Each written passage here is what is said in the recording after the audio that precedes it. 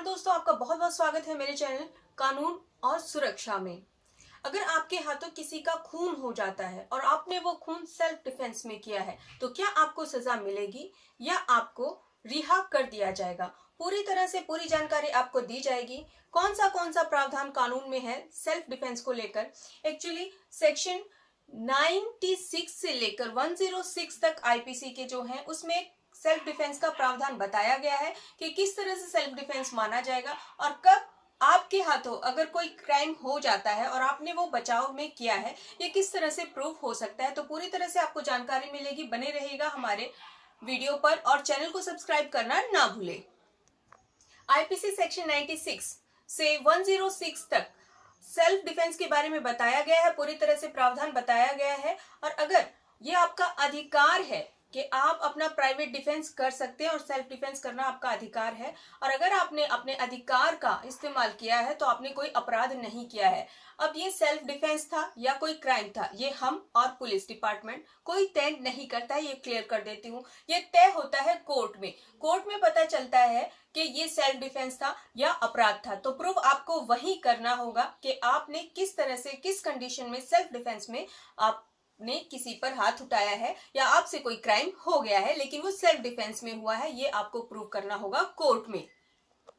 अगर आपने कोई अपराध कर भी दिया है तो आपको पहले ही जाकर एफआईआर करवा देनी चाहिए पुलिस स्टेशन में कि मैंने इस तरह से सेल्फ डिफेंस में एक अपराध कर दिया है क्योंकि दूसरे ने मुझे मारा था या मारने की कोशिश की थी। नहीं तो ऐसा ना हो कि आप सेल्फ डिफेंस कर कर चुपचाप घर में बैठ जाएं और दूसरा पर्सन जो है हत्या का मामला आपके ऊपर लगा दे। अब सेल्फ डिफेंस का केस उस पर भी निर्भर करता है कि कितनी आपने दूसरे को चोट पहुंचाई है या दूसरा कितनी गंभीर चोट आप पर पहुंचाने वाला था, पूरी तरह से निर्भर करता है। अब आप ये प्रूफ कहाँ करेंगे? मैंने आपको पहले भी बोला कि ये प्रूफ कोर्ट में होगा।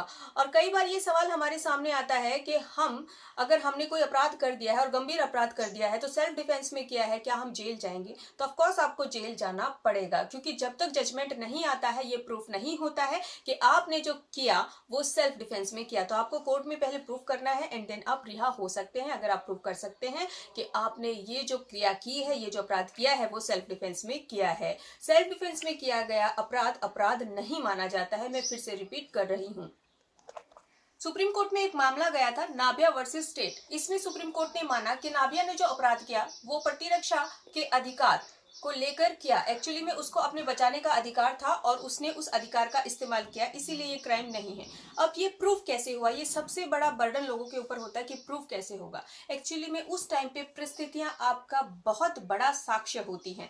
परिस्थिति ये थी कि एक व्यक्ति नाभिया को चाकू लेकर मारने के लिए आ रहा था। उस समय नाभिया ने उस चाकू को पकड़ा और उसको छीन कर उलट उस पर वार किया, और जब उसने उस पर वार किया तो व्यक्ति की हत्या हो गई। लेकिन उस समय उसके हाथों में काफी जो इंजरी थी वो हुई, हाथों पर, बॉडी पर काफी फिजिकली तौर पर वो हर्ट हुई, इंजर्ड हुई। और उस टाइम ये प्रूफ हुआ कि उसके हाथों पर या फिजिकली कहीं भी बहुत ज्यादा निशान पाए गए। और ये प्रूफ हुआ सुप्रीम कोर्ट में कि जो नाभिया ने उस पर वार किया वो अपने सेल्फ डिफेंस में किया था, इसीलिए नाभिया को रिहा कर दिया गया। इसी तरह से आप भी अगर प्रूफ कर देते हैं कि आपने जो भी किया अपने प्रतिरक्षा के अधिकार को लेकर किया तो आपको भी रिहा किया जा सकता है।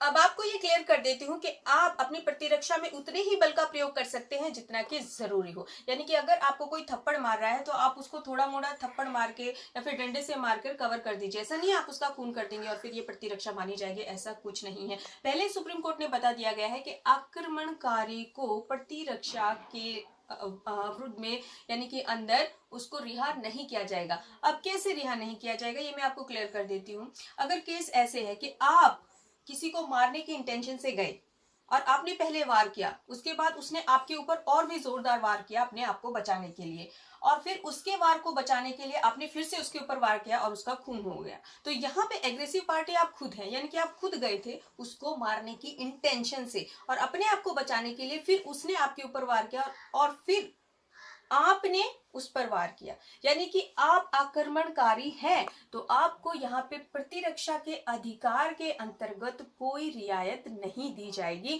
अगर आप आक्रमणकारी हैं। यानी कि फर्स्ट स्टेप आपने लिया है और दूसरे ने अपने आप को बचाने के लिए भारी स्टेप लिया है और फिर आपने उसको मार दिया है, तो आप आक्रमणकारी हैं। यानी कि सेल्फ डिफेंस और प्रतिरक्षा का अधिकार आप जब उपयोग कर सकते हैं जब आप खुद सिर्फ अपने आप को बचाने की इंटेंशन से कोई कार्य करते हैं और अपने बल का प्रयोग आप उतना ही करेंगे जितना कि आपके ऊपर आक्रमण हो रहा है। तो आपको पूरी तरह से क्लियर हो गया होगा कि प्रतिरक्षा का अधिकार यानी कि सेल्फ डिफेंस का अधिकार कब उपयोग में आता है, किस तरह से आप उसको कवर कर सकते हैं, कौन सी धाराएं इसके अंदर आती हैं। तो आपको पूरी तरह से क्लियर हो गया होगा और हमारे साथ बने रहने के लिए आपका बहुत बहुत धन्यवाद। इसी तरह से हमें सहयोग दीजिएगा, आपका समय हमारे लिए बहुत कीमती है। चैनल को जरूर सब्सक्राइब कीजिए, बहुत मेहनत लगती है वीडियो बनाने में, तो प्लीज मेरे चैनल को सब्सक्राइब कीजिए। Thanks for watching.